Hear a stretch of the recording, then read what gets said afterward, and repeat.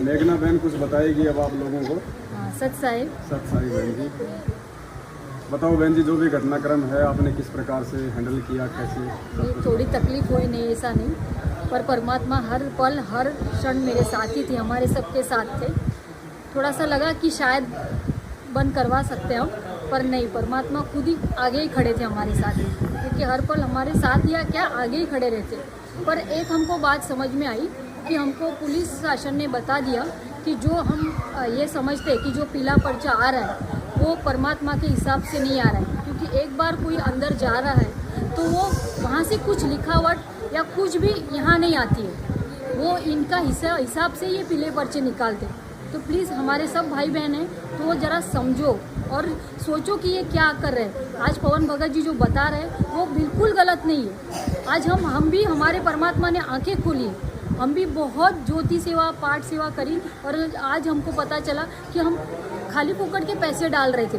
आज इधर उधर उन्होंने पैसे डाले, सचमुच हमको तकलीफ हो रही थी तब, पर अभी आज हमको बिल्कुल भी तकलीफ नहीं हो रही है। आज हमको अच्छा मार्ग मिल गया है और परमात्मा ने हमारी सबकी आंखें खोल दी और ये अच्छा मार्ग हमें दिखा दिया। करवाया था, उधर बुलाया था ना कारलेर में। और बहन जी आपको कुछ बात बताएंगी कि हाँ, जैसे मैं खुद बोल रही हूँ कि मेरी आंखें किस तरह खुल गई। जैसे मैं वाशी से रहती हूँ, वाशी नवी मुंबई में, और अचानक एक बार जैसे अभी 1 साल होने को आया, जैसे अपने गुरुजी के भाई महेंद्र भगत जी और देशराज भगत जी ये कारलेर नामदान केंद्र पे आए थे और हमको बुलाया था कि जो कोई दृढ़ भगत हो तो वो यहाँ पे आ जाए, क्योंकि हमको क्या षड्यंत्र करने के लिए बुलाया था कि पवन भगत जी से हम जैसे बात करेंगे और उसके बाद उनको बोलेंगे कि हमको पैसे आपको देने, कि हम अभी आप जो खुद पवन भगत जी बोल रहे हैं कि उनको पैसे नहीं देने, तो जैसे हम बोलेंगे पवन भगत जी को अभी हमारी दान जो हम दे रहे दशवांश वो आपको दे रहे, तो हम कैसे दें, तो आपका जो अकाउंट नंबर है वो हमको दे दो।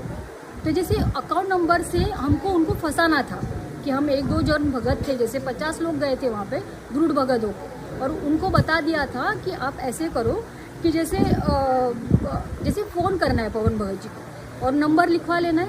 और देशराज भगत जी ने तो डायरेक्ट बोल दिया था कि सूरज ऐसे करना कि जैसे अपने इधर से भी पैसे दे दो, भक्तों की नहीं, अपने जो अपने दिए ना 1000 रुपए दे के इसको वहाँ पे उसके डाल दो। अच्छा, मतलब भक्तों को पैसे दे दो नामदान केंद्र से, हाँ, वो पवन के खाते में डाल दो, हाँ, और उसके बाद उसको फंसाना है कि हमसे दान के पैसे लूटता है। हाँ, और उसी हिसाब से फिर पवन भगत जी को अंदर डाल देंगे, ऐसा सोचा था।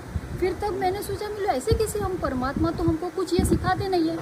जब घर आई और मैंने सोचा देखूँ तो सही, पवन भगत जी देखा तो था, पता था, पर परमात्मा ने बोल के रखा था जैसे कि गुरुदेव ये देखना नहीं है, तो नहीं देखते थे। चलो जाने तो होगा कुछ, तो मालिक के मुंह से निकला था तो सोचा था कि नहीं करेंगे, नहीं देखेंगे, पर सोचूँ तो मिलो देखूँ तो सही। फिर फेसबुक चालू किया मैंने और देखा तो एक माई से शायद पवन भगत जी बात कर रहे थे, तब देखा तो अरे अलग ही कुछ बात थी, पवन भगत जी कुछ अलग ही बता रहे, जैसे जो हम ध्यान नहीं दे रहे थे। ज़्यादातर हम पुस्तक सेवा और ज्योति सेवा पाठ सेवा में ही डटे रहे थे, न कुछ हमको कुछ ज्ञान नहीं। आज नाम दीक्षा लेने जाते हैं तो उनको कुछ नहीं बताते, न उनका पूरा वो बोलते कि अरे परमात्मा का ज्ञान समझो और उसके बाद यहाँ पे आओ। नाम दीक्षा परमात्मा ने क्या बोला कि मुझे देखो, आप सुनो पहले और बाद में मेरे पास आओ, और बाद में अग्रम बग्रम नहीं होनी चाहिए। फिर उसके बाद मैंने सोचा ये तो कुछ अलग ही दिख रहा है।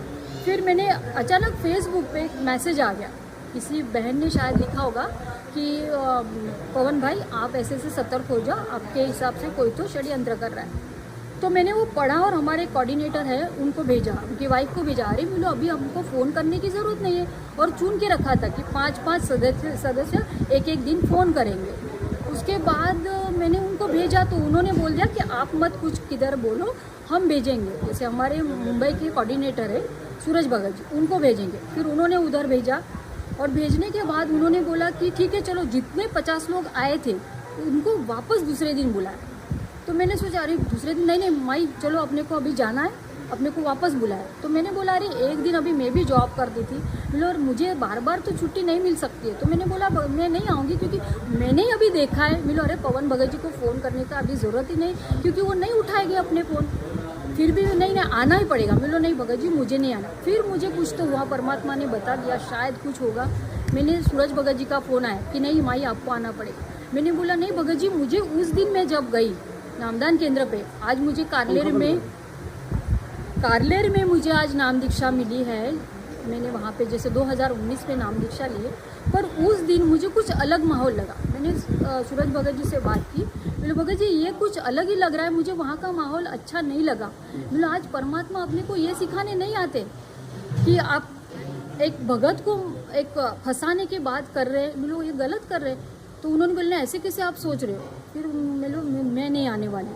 तो फिर ठीक है, उनको पता चल गया। और जैसे हमारे ग्रुप के हिसाब से, जैसे नामदान केंद्र के हिसाब से, जैसे लॉकडाउन में मुझे वो सेवा दी गई थी कि जैसे हर भक्त को, नए भक्त होते हैं तो उनको फ़ोन करके उनको थोड़ा ज्ञान समझाना।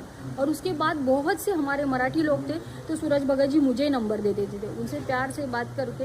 कभी कभी मैंने शायद पहले पवन भगत जी की वीडियो देखे थे, तो उनका जो बोलने का तरीका ना, वो मैंने पता नहीं परमात्मा ने शायद दिमाग में डाल दिया था। तो उसी भाव से और उसी शब्द से मैं उस भक्त के साथ बोलती थी। और बहुत जन जैसे उस माध्यम से नाम दीक्षा नहीं लेना चाहते थे, क्योंकि वो जो अपने 11 नियम है परमात्मा ने बताए, वो किसी भक्त को पसंद नहीं थे कि अरे ये 11वां करना, 12वीं करना, वो कैसे, हमारे तो घर में कोई गुजर गया तो हम क्या करेंगे। तो मैं भक्तों को भी बताती, हमारे घर में क्या रोज मरते हैं क्या, साल में या कभी कभी कोई जाएगा, तब की बात तब परमात्मा देख लेगा। फिर इसके हिसाब से लोगों ने नाम दीक्षा भी बहुत ली, नहीं ऐसा नहीं। फिर ऐसे हुआ, मैंने सोचा कि अभी ये तो कुछ अलग लग रहा है। और जैसे अपना एक ग्रुप था, क्या नाम था उसका, रायगढ़ 7, कौन सा ग्रुप था वो,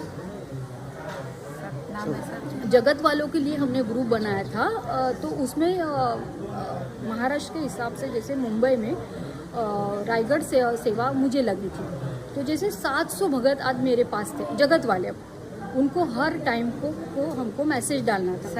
सदज्ञान रायगढ़ करके ग्रुप था, उसकी मैं एडमिन थी। और तब मैं डाला करती थी रोज का वो।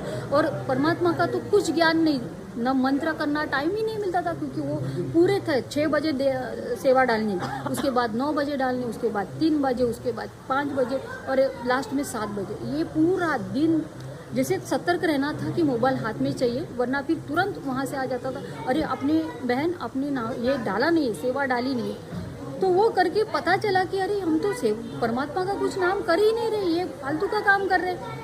और उस वक्त तब परमात्मा, मैं खुद मानती हूँ कि परमात्मा ने जैसे कभी कभी बोलते हैं कि आपके मोतिया बिंदु हो जाते, जैसे हम देख नहीं पाते कि क्या हो रहा है हमारे साथ। फिर उसके बाद मैंने उसी रात ये सूरज भगत जी को पता चल गया कि माई ने शायद पवन भगत जी से बात की, पर पवन भगत जी से मेरा कुछ नहीं, किसी बात, सिर्फ उनके 2 वीडियो देखे। एक वीडियो में मैंने बहुत परमात्मा के सामने रोई कि मालिक हम क्या कर रहे हैं, आज मिलो ये क्या हम कर रहे हैं, हमें 2019 में नाम दीक्षा ली, अभी तक मिलो नाम पूरा हो ही नहीं रहा हमसे, क्योंकि ये सेवा में हम पढ़े।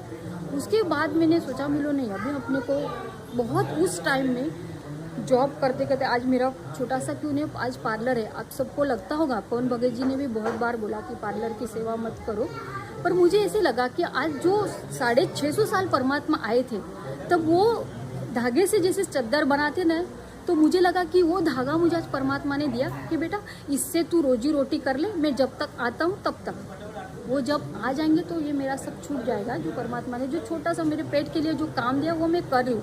हर वक्त मैंने परमात्मा से, जैसे पवन भगत जी के मैंने वीडियो देखे, तब मैं हर वक्त परमात्मा से बोल रही थी, परमात्मा मैं क्या करूँ, ये मैं कर रही हूँ या ठीक कर रही हूँ क्या। तो हर वक्त परमात्मा मुझे सत्संग के माध्यम से बता रहे थे कि बेटा जो कर रहे हो अपना काम है, पेट के लिए ठीक है उतना करो। उसके हिसाब से मेरा वो चल रहा था। उसके बाद इन लोगों ने क्या किया कि जैसे ये सब सेवा में एडमिन के हिसाब से उन लोगों ने रातों रात, जैसे मेरे मोतिया बिंदु जो मैं बोल रही हूँ, उन्होंने रातों रात सब ग्रुप से मुझे निकाल दिया। 11 बजे की बात थी, एक भगत का फोन आया, माई क्या हुआ आपको निकाल दिया। और मैंने देखा, मिलो अरे बाप रे ये क्या होगा। रात को हम सो ही गए थे मेरे भगत जी और हम सोए, दंडवत किया मालिक के सामने, रोई, मिलो मालिक ये रातों रात तूने क्या कर दिया। तब पता चला कि नहीं, परमात्मा ने कुछ शायद मोतिया बिंदु थे मेरे आंखों में, तो वो मेरे निकाल दे कि बेटा वो मार्ग ठीक नहीं है। जो मार्ग आज पवन भगत जी दिखा रहे, आज वहाँ पे पता चल रहा है कि परमात्मा क्या है, गुरु क्या है, वो अभी अब पता चला है कि सत्संग के माध्यम से पता चला कि अरे ये तो ये सच बोल रहे, ये कहाँ गलत बोल रहे, हमको क्या किधर ये परमात्मा छोड़ के दूसरी जगह लेके ही नहीं जा रहे। उसके बाद फिर पता चला इन लोगों ने फिर वापस मेरे पास आए, सूरज बगा हमारे कोऑर्डिनेटर समझाने आए कि नहीं आपको पूरा काल ने झंझोड़ के रख दिया है। आपने 2019 में जो नाम दीक्षा ली वो जो कुछ आपने से किया था मंत्र वो आपका पूरा खत्म हो गया। मैं रोती जा रही हूँ, बोले मालिक देख मेरे सामने फोटो था परमात्मा का। मेरे मालिक ये क्या है, पर पता चल गया और उन्होंने बोला कि आपका वीडियो किया जाएगा, आप माफ़ी मांगो कि मैं आइंदा पवन भगत जी की वीडियो नहीं देखी। तो वो तो मुझे नहीं करना था कि मिलो सच्चाई तो पता चले। परमात्मा ने आज हर बुक खोल के दिखाई और हमको बता रहे कि आप पढ़ो, पढ़ के आप मेरे पास बाद में आओ। तो सोचा न जाने इस वीडियो में भी अपने को कुछ मिल जाए।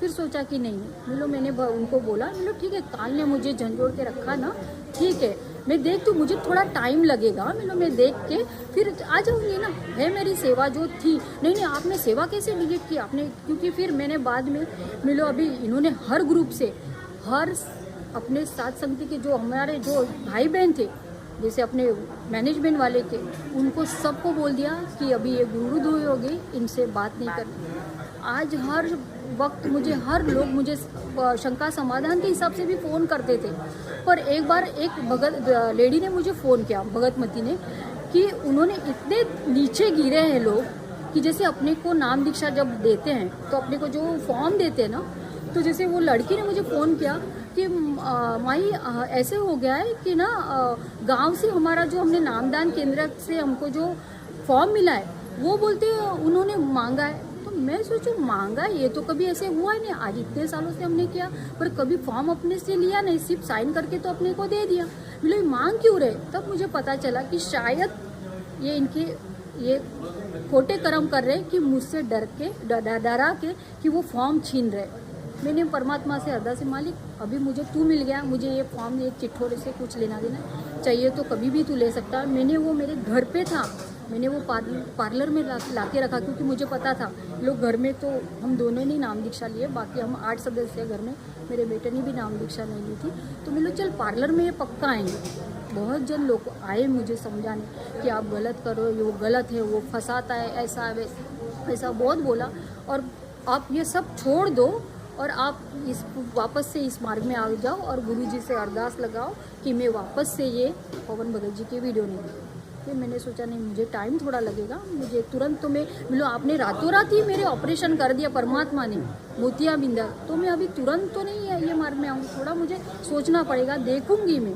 परमात्मा ने जो बोला ना खोल खोल के जो बुक दिखाई वैसे अभी खोल खोल की वीडियो भी बताए परमात्मा ने कि देखो किसी के माध्यम से आज पवन भगत जी जो कर रहे हैं उसी माध्यम से आज मैंने देखा और पता चला कि ये कुछ गलत चल रहा है इनका। और फिर उसके बाद फिर मैंने वो रास्ता छोड़ दिया। फिर भी एक बार ऐसे हुआ कि हमको करुणा माई करके है कि उनके हिसाब से फ़ोन करके उनको बुलाया गया कि इस माई को समझाओ, ये माई गलत रास्ते पर चल गई है, इसने परमात्मा का मार्ग छोड़ दिया, इसको समझाओ। भगत जी आवाज़ थोड़ा भाई कम करो, जो भंडारा कर रहे हो चुपचाप अपना भंडारा करो, थोड़ा इंटरव्यू चल रहा है। फिर उसके बाद करुणा माई हमेशा समझाती अरे नेहा छोड़, ये नहीं ऐसा नहीं है। फिर मैंने सोचा नहीं माई को भी मैंने बहुत सफर किया, माई ध्यान देना हमारे ज्योति के हर महीने के पैसे, अभी मैं बोलना नहीं चाहती हूँ पर ज्योति के हर वक्त पैसे करुणा माई ने भी बहुत पैसे का दान किया है, पर वो उसके जब देते थे ना दान तो अलग है। और तब मुझे कब पता चला अरे लॉकडाउन हो गया था, हाँ 4-4 महीने लोग घर पे बैठे थे और परमात्मा अपना कैसे बोल सकता है कि 4 महीने के बाद वापस बोल सकता है कि अरे सेवा करो, पाठ प्रकाश करो। अरे लोगों को खाने के लिए पैसे नहीं और अपना परमात्मा अपने कैसे पैसे मांगेगा। तब पता चला कि नहीं ये कुछ अलग हो रहा है इनसे, ये कुछ गलत ही कर रहे हैं। और फिर भी दिया 4 महीने मैं भी घर पे थी, पूरा परिवार घर पे था, फिर भी नहीं लगा नहीं परमात्मा को अपने को देना। बैंक से निकाल के 15,000 का पाठ प्रकाश किया और उस वक्त जो प्रसाद आया, हाँ एक प्रसाद की भी बात बताती हूँ, जैसे अपने सब भक्तों को मैं बता रही हूँ। अपने को क्या लगता है कि हरियाणा से प्रसाद आ रहा है जो पाठ प्रकाश उधर कर रहे हैं भिवानी में या रोहतक आश्रम में, पर वहाँ से कुछ काजू बादाम पिस्ते आते हैं वो मुझे नहीं पता, पर नारियल तो जो हमारे मुंबई के हिसाब से यहाँ से ही खरीदते थे। यहाँ से ही खरीदते थे परमात्मा के यहाँ रखते थे, पहुँच पाँच के हमने खुद वो सेवा की है कि पहुँच के जो छिलके बिलके कुछ नारियल के रहते थे वो साफ़ सुथरा करके परमात्मा के दरबार पे रखते थे, और उसके बाद हम एक थैली में भर के फिर वो हर घर में, जैसे 15,000 जिसने लिए उसको वो एकदम, और हमको लगता था कि ये परमात्मा हरियाणा से आए। वो उस वक्त का जो प्रसाद था, पता नहीं परमात्मा का कुछ तो थी लीला, पर मैं नहीं खा पाई क्योंकि वो अलग ही लगा कि नहीं ये कुछ तो अलग है, नहीं खा ही नहीं पाई। परमात्मा ने नहीं खिलाया। आज तक भी वो नारियल मेरे पास वैसे ही पड़ा है। बोलो ठीक है, विसर्जन कर दूँगी। उसके बाद फिर अभी तो अच्छे ही चल रहे, परमात्मा ने अच्छे मार्ग पे दिखा दिया है सब कुछ। अब तो आप सात संगति से जुड़ अभी चुकी सात हैं। संगीत से जुड़ के 1 साल हो गया मुझे। अब कैसा पूरा अब महसूस हो रहा है सात नहीं संगति नहीं, से? बहुत ही अच्छा हो रहा है, बहुत अच्छा कि आज पता चला कि परमात्मा आ चुके अपने यहाँ। और ये लोग जो हमारे रायगढ़ के कोऑर्डिनेटर है वो मुझे बोल रहे हैं, अरे आपको फिर सारनाम कैसे मिले? मैंने नहीं, परमात्मा आके देंगे ना। अरे वो नहीं आएंगे तो अरे आपको उनको पता है उनको सजा कैसे मिली, जन्म की मिली। तो आज मुझे पता चला, आज ये जो परमात्मा ने ही अपने को दिखाई है वो कि मैं खुद आऊँगा, तो फिर क्या ये आने वाले नहीं है? वो उधर ही है, जेल धाम में ही बैठने वाले हैं क्या? आज जो अपने जो भविष्य वक्ता है उन्होंने जो बताया है कि ये साल में ये होगा तब आएगा ये परमात्मा, तो क्या अभी क्या सोचेंगे क्या आएगा फिर? ऐसे ही बोले। फिर मैंने सोचा कि नहीं ये कुछ अलग ही, इनको परमात्मा मतलब सतलोक आश्रम मैनेजमेंट हरियाणा को लगता है कि अब गुरुजी ना नहीं आएंगे, अब जेल से बाहर नहीं आने वाले हैं। उनके ऊपर आजीवन उम्र कैद की सजा हो चुकी है और सारा सिस्टम हम लोगों के थ्रू ही होगा। हाँ बस ऐसे ही सबको लग रहा है। पर तो ये महाराष्ट्र के जो भाई बहन हैं उनको आप क्या मतलब एक संदेश देना चाहेंगे? नाही, मी सगळ्यांना नमस्कार करते, साहेब म्हणते की खरोखर डोळे उघडा, जसे माझे आज उघडले।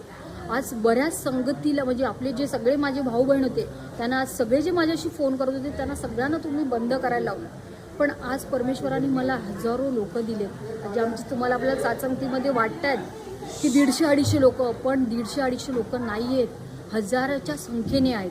गुरुजीने जे सांगितलेत की जे सुरमा जाणार आहेत ना ते सगळे नाही जाणार।